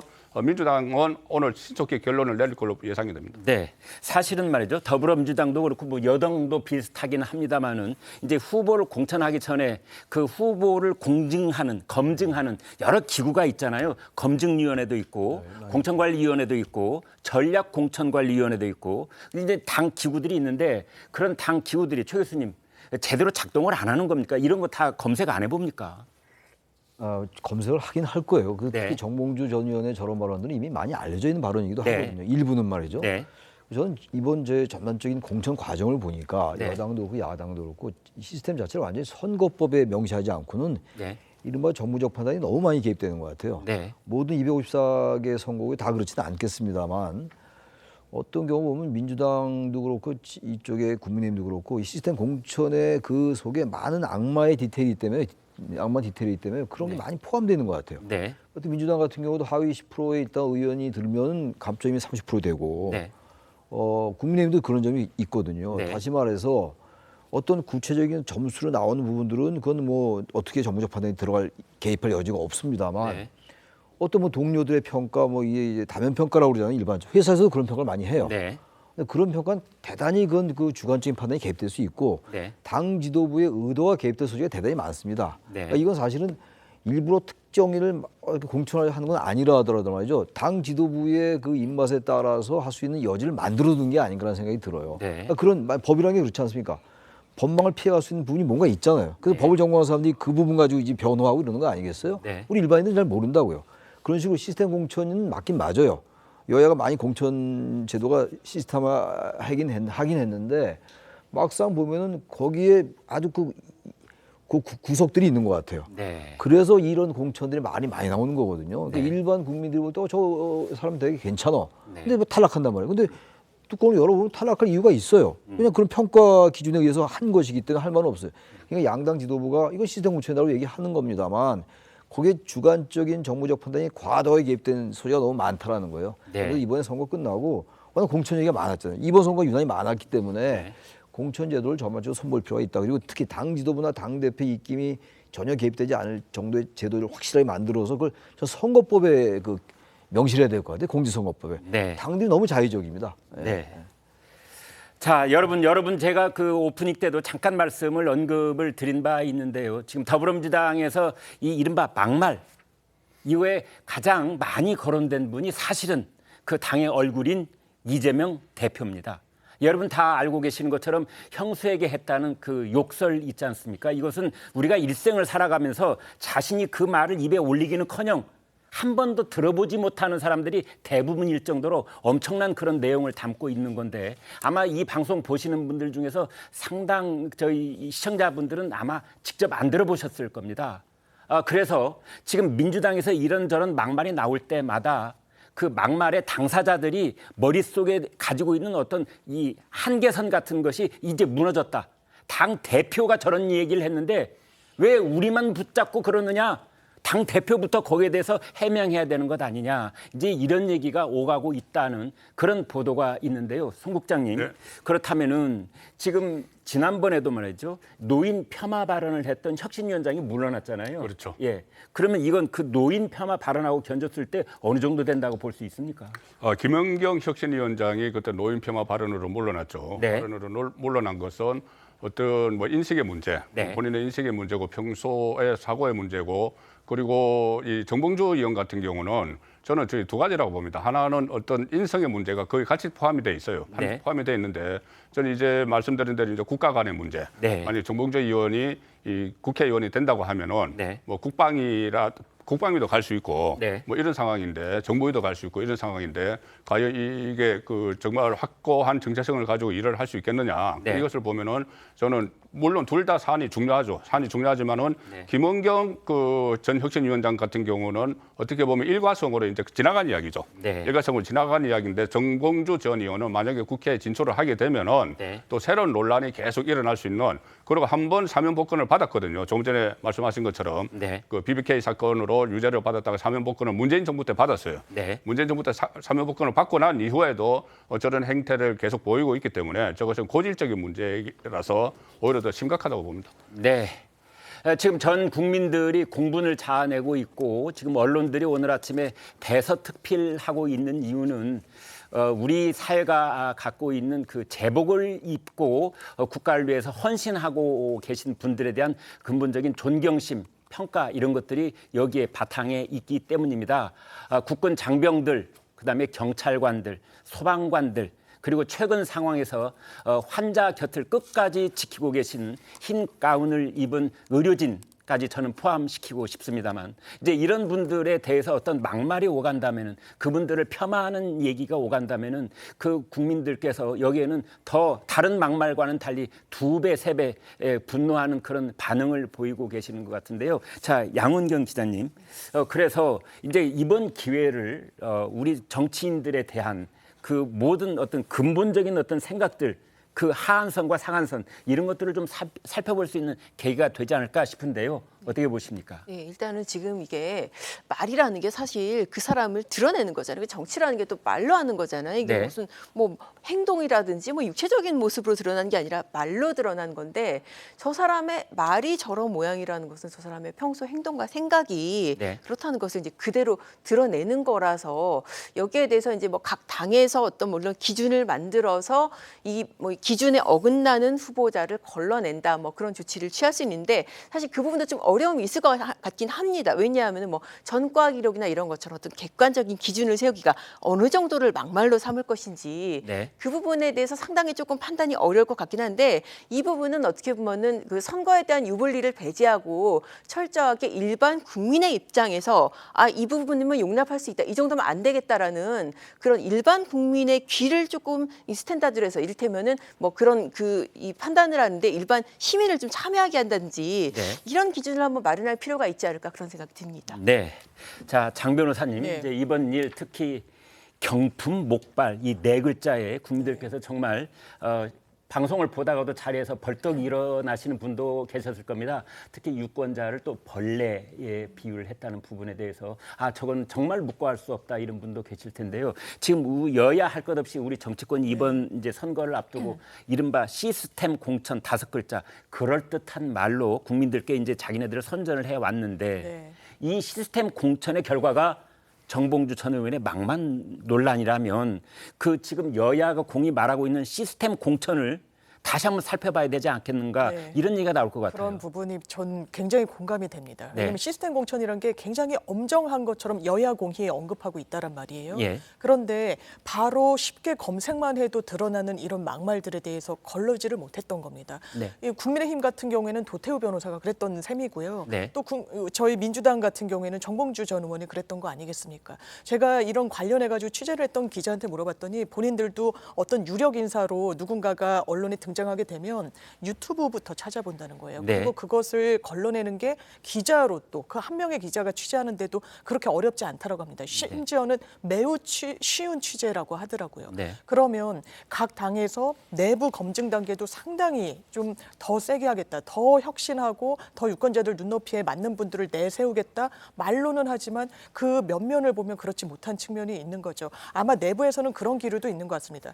이 부분이 문제가 되더라도 당내 경선을 거치면은 상대 후보와의 또 경쟁력 싸움에서 다 드러나고 이 부분이 상쇄되는 거 아닌가라고 하지만 결국엔 이렇게 본선을 앞두고 다시금 활자가 되고 문제가 되기 때문에요. 이런 당내 경선 과정에서부터 이런 부분을 걸를 수 있는 시스템이 그게 정말 시스템 공천 아니겠습니까? 네. 지금 장 변호사님이 하신 말씀에 저희 시청자 많은 분들께서 공감하시리라 생각을 합니다. 네, 이 기자 그런데 지금 더불어민주당 쪽에서 혹시 속보가 있으면 바로바로 좀 얘기해 주셨으면 좋겠어요. 네. 어떤 뭐 추가 움직임이 있습니까? 어떻습니까? 아직까지는 없고 아까 말씀드렸던 대로 예. 민주당에서 안규백 그 공천관리위원장이 윤리감찰단에서 이제 착수를 했다, 감찰에 착수를 했다 이 부분이 지금 오늘 오전에 바로 방송에서 나왔던 가장 최신 소식입니다. 자, 이 기자 거기서 아까 그 감찰단장은 정작 자기는 모르는 일이라고 했는데 네, 이제 맞습니다. 전략공관위원장은 감찰에 착수를 했다 이렇게 좀 엇갈리는 얘기가 나왔는데요. 네, 어느 네. 쪽 얘기가 맞을까요? 그래서 저희도 양쪽 다 그 취재를 해봤는데요. 민주당에서는 그 경향신문 보도에 대해서 이제 감찰에 착수를 했다라는 보도가 나왔고 그 연합뉴스에서도 이제 감찰 그 발언의 그 허위 해명 혹은 네. 이렇게 해명에 대해서 진위 여부를 판단해 보겠다 이런 보도가 또 나왔습니다. 네. 그리고 나서 이제 그 감찰단장과 저희 기자가 그 통화를 했는데 방송 시작 전에 통화를 해서 이제 전해들은 바에 의하면 자기는 모른다. 이거 그 착수한 거 아니야? 착수했다고 하는데 아닙니까? 그러니까는 모르는 모른다. 그러면은 그 이재명 대표에게 그 선조치 후 보고하기로 했다고 해서 이렇게 참 착수했다고 들었다. 이 보도에 사실이 맞느냐 아니냐에 대해서 끝까지 아는 바가 없다, 모른다 이렇게 감찰단장은 얘기를 했거든요. 근데 이제 저희 방송 중에 이제 방송 시작하기 직전에 있었던 이제 다른 방송에서 그 안규백 공관위원장이 네. 윤리감찰단이 이제 착수를 했고 이게 이제 정치인의 말은 가벼운 게 아니기 때문에 감찰단이 조사를 착수했으니까 조금만 지켜봐 달라. 금명간의 어떤 조사에 대해서 결론이 나오지 않을까 생각한다. 이렇게 얘기를 한 것이 지금까지 저희가 취재한 가장 최신 소식입니다. 네, 이 기자 이제 과거의 사례를 보면은 이런 막말 논란이 터졌을 때 그것이 자꾸만 침소봉대가 되는 그런 경향을 보일 때가 있는데요. 이번 일이 그렇다는 건 아닙니다. 이거는 처음부터가 바늘이 아니고 처음부터 몽둥이급이었다 이렇게 말씀을 드릴 수가 있는데요. 어찌됐든 그것을 이제 그 해명하고 조치를 취해야 될 시간을 놓치면 안 되고요.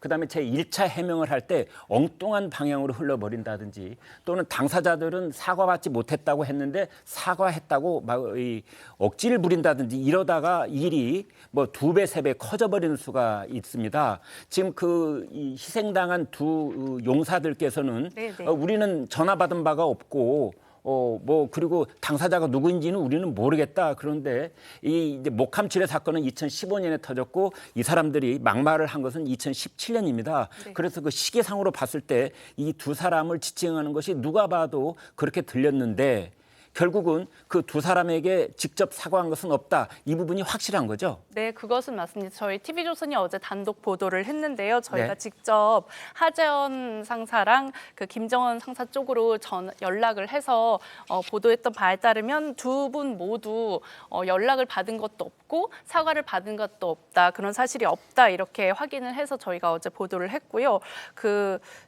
정봉주 전 의원 측에서는 이게 뭐 그 당시 이종명 전 자유한국당 의원을 지칭한 것이었고 당사자에게 사과를 했다 이렇게 또 오늘 해명을 했지만 경향신문에 이렇게 해명을 했다고 하더라고요.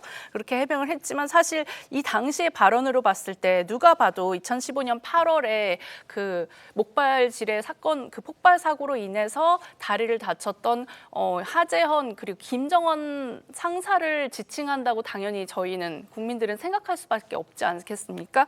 그래서 그렇게 당사자에게 사과를 했고 그거는 끝난 일이다 이렇게 했을 때 당연히 저희는 그 두 당사자를 생각할 수밖에 없는 것입니다. 네. 아마 더불어민주당 내부 사정도 매우 복잡하고 지금 긴박하게 이 후속 조치에 대해서 당 지도부 논의가 진행되고 있다고 합니다. 그 내용이 나오는 대로 저희가 바로 여러분께 속보로 전해드리도록 하겠습니다. 이런 가운데 이재명 대표가 과거에 두둔했던 바로 이 사람이 또 논란인데요. 윤미향 무소속 의원입니다. 과거에 민주당 소속이었지만 기부금 횡령 의혹으로 탈당을 했고 이후 항소심에서 의원직 상실형을 선고받은 상태입니다. 그런데 어제 국회에서 진행한 기자회견이 논란입니다. 평화를 위협하는 한미 연합 연습을 중단해야 합니다. 전쟁 연습은 평화를 가져오지 않습니다. 군사적 충돌을 부를 수 있는 적대 행위를 멈춰야 합니다. 이국 주도하에서의 한국 괴뢰들과 조종 세력들의 광란적인 전쟁 연습 소동은 네, 한미 훈련을 전쟁 연습처럼 그렇게 규정을 했는데 이러한 주장은 북한의 주장하고 거의 맥락이 같습니다. 그런데 이분은 지금 무소속이지만 그리고 임기가 이제 2달 남짓 있지만 엄연히 현역 국회의원입니다. 이제 이런 발언을 했습니다. 국회 윤리위원회가 발동돼야 되는 건 아닌가요? 지금 윤리위원회가 사실상 무용지물이 돼 있어요. 윤리위원회가 뭐 지금 그 제명까지 의결된 사람들도 막 올라가 있어요. 김남국 그 의원 같은 경우에. 그런데 이 윤리위원회 차원에서라기보다 이것은 지금 윤미향 의원이 그 전에도 유명 파문이 일어났을 때 그때 친북 논란이 있었습니다. 그 보좌관이 친북 매체의 뭐 기자를 보좌관을 했다든가 네. 뭐 그 전에 또 남편이 간첩단 사건에 연루가 됐었잖아요. 네. 뭐 그런 게 있는데 최근에는 또 조총련 행사에 또 갔지 않습니까? 네. 그런데 이 사안에서 지금 이런 발언을 하는 것은 최근에 본인도 그러니까 시민사회단체 몫으로 국회의원 들어왔거든요. 네. 그 더불어시민당으로. 그런데 지금 민주당이 시민단체나 아니면 진보당 쪽에서 데리고 오려고 하는 비례대표 의원들이 이 상당히 국가 정체성을 부정하는 네. 그런 사람들이 있어서 논란이 되고 있잖아요. 네. 이 시점에 윤미향 의원이 저런 발언을 했다는 것은 특히 임기 말에 했다는 것은 마지막에 본인의 입장을 분명히 하고 나가겠다 그런 식으로 보이기 때문에 이것은 뭐 민주당 전체에서도 좀 문제를 한번 삼을 필요는 있다고 보고 국회 윤리까지는 길이 멉니다. 그리고 제가 하나만 좀 말씀드리면 조금 전에 이야기지만 이종명 의원에게 이야기를 했다고 했잖아요. 네. 그런데 제가 지금 살펴보니까 이종명 의원이 육군 대령으로 예편을 했는데 네. 목함 지뢰 사고가 일어난 것이 2000년입니다. 아, 예. 24년 전의 일이에요. 예. 24년 전의 일을 가지고 그거를 사과를 했다고 하는 것은 네. 누가 봐도 눈속임을 하는 거죠. 그렇다면 이종명 의원 쪽에서 오늘 어떤 반응이 나올 가능성이 있군요. 그렇죠. 아직은 반응이 안 나왔는데 네. 그때 대화 내용이 어떤 거였는지 예. 그러면 대화 내용에서 본인은 이종명 2000년에 일어난 그 사건을 가지고 사과를 한 건 아닐 거 아니에요. 네. 그 여러 명의 그 민간인 피해자도 있고 하니까는 네. 여러 명 중에 이제 한 명이 사과를 했다고 하면은 그럼 그때 발언할 때는 누구를 겨냥한 거냐? 네. 이제 이종명 의원을 겨냥한 것은 아니겠죠. 2년 네. 전에 있었던 일을 겨냥을 한 거겠죠. 네. 자, 여기에 대해서도 이제 정봉주 전 의원은 이종명 의원에게 사과를 한 것이다라고 경향신문을 통해서 이 얘기를 했다 이렇게 간접적으로 전해지고 있습니다. 여기에 대해서 이제 좀 확인된 보도가 나오면 또 여러분께 속보로 전해드리도록 하겠습니다. 이번에는 오늘 아침 신문 중에서 정치면만 따로 모았는데요. 읽어드리겠습니다.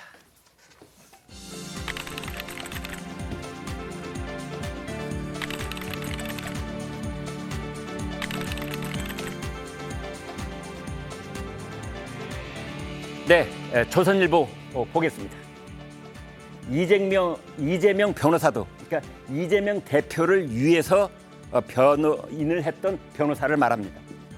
정진상, 김용 이 두 사람은 이재명 대표가 과거에 그런 말을 한 적이 있죠. 내 측근이라고 한다면 유동규 씨가 아니라 정진상, 김용 정도는 돼야 내 측근이라고 할 수 있다. 이제 그랬던 두 사람입니다.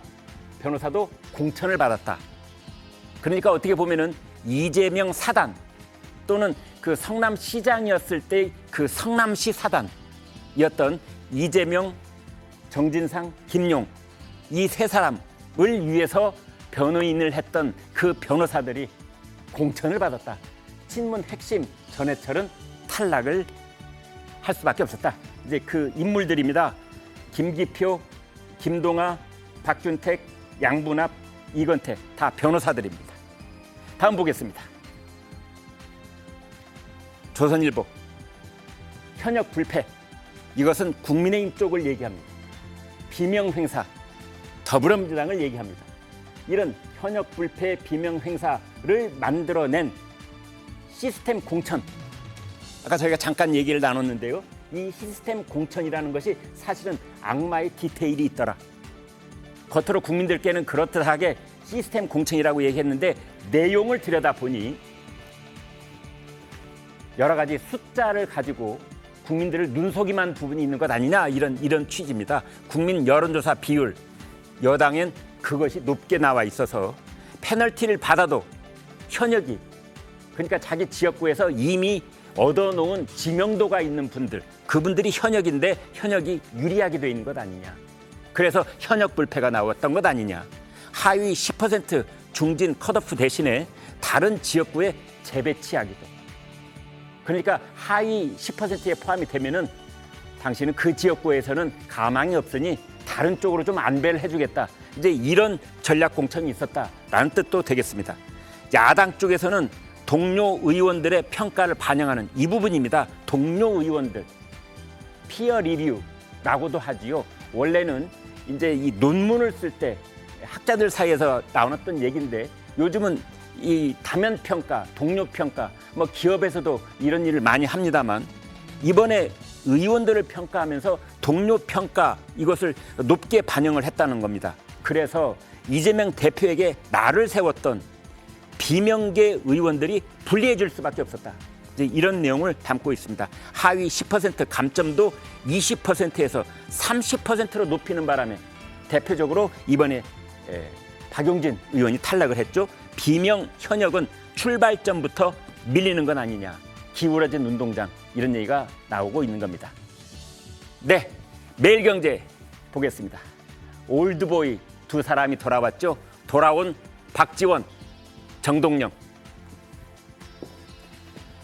박지원 만 81세로 최고령 공천을 받았다. 정동영 현역 김성주의 승리를 했다. 이제 이런 내용을 담고 있습니다. 사진 여기에 있습니다. 네, 저희가 실시간으로 시청자들의 반응이 많이 올라오고 있다는 말씀 이제 시간마다 드리는데요. 우리도 할 말이 있어요. 내용 소개해 드리겠습니다. 먼저 금쟁이라는 분이 쓰신 내용입니다. 세상에나 경품은 받고 싶어 하는 거잖아요. 아, 이거 정말 뼈를 때리는 촌철살인이라고 말씀드릴 수가 있습니다. 경품은 원래 받고 싶은 건데, 아니 이 세상에 목발을 받고 싶은 분이 누가 있겠습니까? 그 다음에 유순이라는 분, 부상당한 장병을 보니 눈물이 왈칵 쏟아질 지경이다. 누가 아니겠습니까? 특히 저 장병들의 가족들이 계실 텐데요. 부모님도 계시고 또 자기 가족, 뭐 자손들도 있을 가능성이 있는데 형제자매도 있고요. 얼마나 국민 마음이 갈기갈기 저렇게 될는지요. 정말 제 마음도 갑자기 먹먹해집니다. 네, 오늘 또 출연자분들께서 날카로운 평론을 해주셨는데요. 다시 들어도 명쾌한 일타일담. 오늘은 이것입니다. 네. 34개월 근무했는데 네. 그때 저희들한테 발목질은 공포의 대상이었어요. 네. 발목질은 발목만 나가기 때문에 동료들 그거 부축하고 가야 되거든요. 전쟁할 때. 그래서 발목질은 가장 공포스러워요. 군대를 갔다 온 사람들에게는 발목질은 그 자체가 공포의 대상이에요. 아마 국민들이 발목질을 잘 모르실 겁니다. 아마. 아까 좀 보세요. 저렇게 웃고 저런 게 상상이 갑니까? 민주당이 당장 공천 처리해야 돼요. 저건 뭘 감춰. 늘 드리는 말씀입니다. 시청자 여러분이 계시기에 저희 출연진과 신통방통이 존재할 수 있습니다. 내일 또 아침 8시 50분에 돌아오겠습니다. 대단히 고맙습니다.